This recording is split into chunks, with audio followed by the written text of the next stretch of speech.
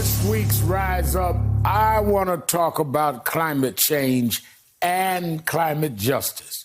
Because this week we hit another dire milestone as the ratio of planet warming carbon dioxide in the atmosphere. While all the talk about CO2 parts per million and how many degrees Celsius the planet has already warmed can be confusing at times, President Biden put the climate crisis front and center this week.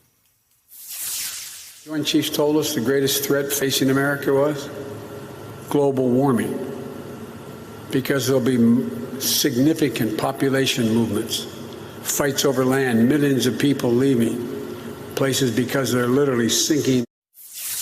Climate change constitutes a global emergency, and the pressure is on President Biden and the rest of the G7 leaders to commit to big, bold mitigation efforts. And while it might seem as if an issue like a rapidly warming planet would actually impact all nations equally, the story of global warming is also a story of geopolitical and racial injustice.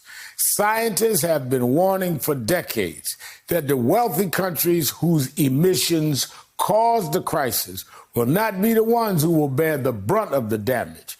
Instead, rising seas will disproportionately threaten small island nations, while droughts will ravage African and South American countries far more than their counterparts in Europe and North America. But the racial imbalance isn't limited to international inequities. Right here in the United States, the worst effects of climate change are already falling most heavily on Black, brown, and indigenous communities. Studies show that people of color are twice as likely to experience increased heat stress in their neighborhoods, an ugly legacy from the history of redlining. Black people are also most likely to live in flood-prone areas. And even when government agencies like FEMA come in and help, studies show that people of color are often left behind. Meanwhile, the face of the climate movement is often portrayed as mostly white, even as Black, brown, and indigenous activists have been fighting for recognition of this issue for generations.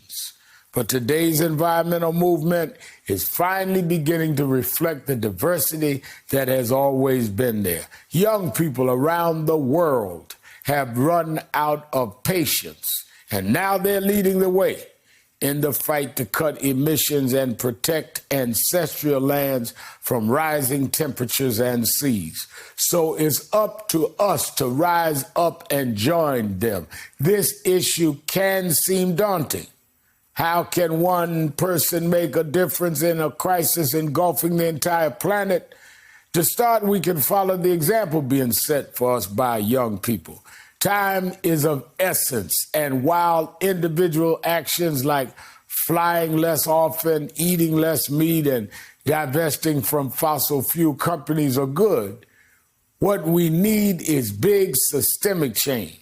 The American Jobs Plan, currently stalled by Republicans in Congress, has billions in funding for climate action. We should demand it be passed and think even bigger. Our children and kids all over the world should not bear this burden alone. It's time to rise up together before it's too late, because as the kids say, there is no planet B.